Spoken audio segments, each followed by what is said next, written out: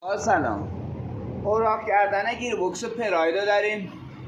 به خاطر بی‌واسکازین شدن دنده ها هنگام حرکت زوزه میکشن.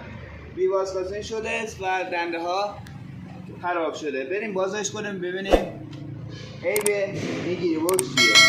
کله پولوسا را با قرار دادن یه اهرم زیر پولوس از ضربه زدن به راحتی میتونین درشون بیارین.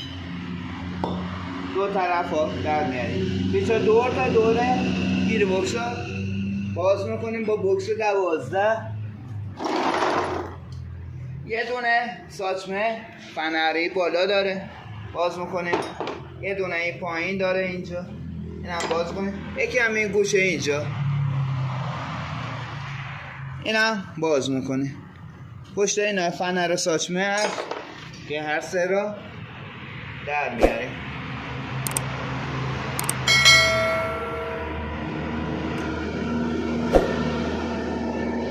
هر سه تا فنر را در میاریم. با یه پیچ گوشتی اهرم میکنیم به راحتی. پوسته از همدیگه جدا میشه.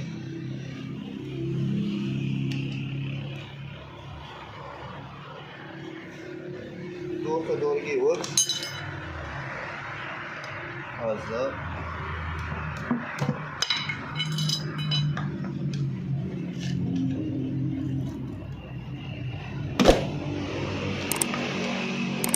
به خاطر چسبی که قبلا استفاده شده زیادی استفاده کردن یه کمی محکم شده.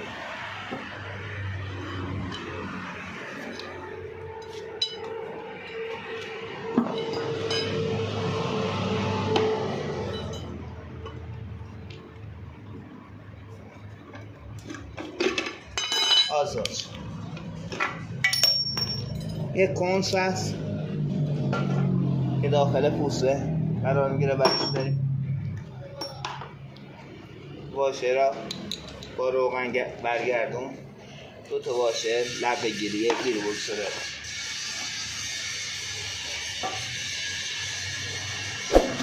بی‌واسکازین شده، همه دنده ها تیز شده تقریبا. روزه زیادی داره، لقه زیادی هم پیدا کرده. بریم براغش کنیم. یه خور به محک دنده هست بیرونش میکشیم.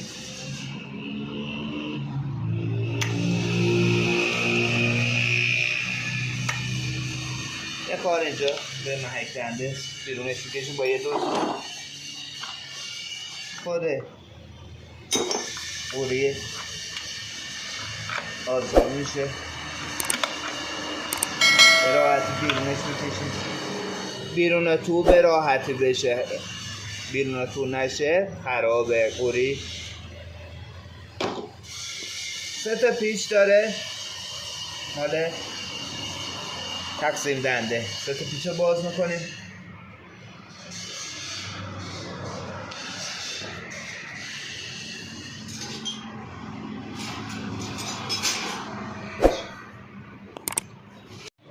سه تا پیچی دور تقسیم دنده را باز میکنیم با بکس 10.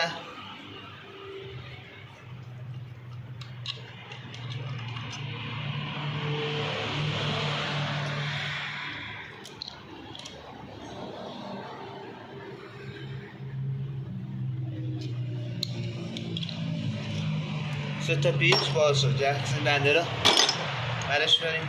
یه دونه پیم به محک دنده یکه میزنیم، آزادش میکنیم. بیرونش آزاد شد، برش میداریم.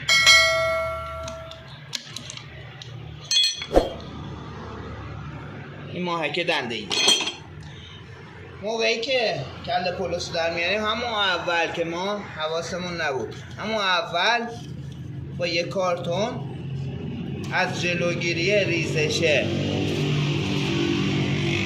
دیشلی دنده ها جلوگیری میکنیم با قرار دادن یک کارتون. حتما همون اول که کله پولوس رو در میاریم این کار رو باید انجام بدیم.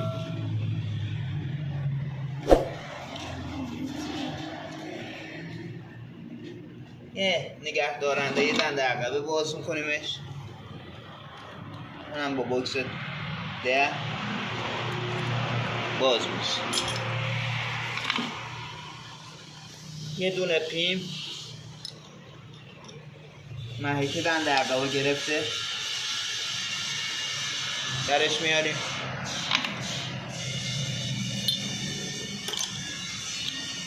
محیط دنده عقبه آزاد میکنیم، خود دنده عقبه برش میاریم. دنده 50 برای آزاد کردن چرخ دنده ها، دنده 5 میاد سمت بالا، کاملا دنده ها برداشته میشه. محک 5 این چرخ دنده اصلی معلومه قرمز شده، بس که بدون واسکازه رفته، دنده ها سوخته شده. این هم شافت ورودی و خروج.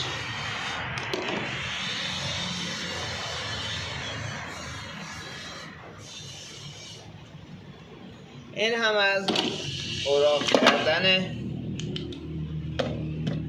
گیربکس پراید. امیدوارم از این آموزش خوشت اومده باشه.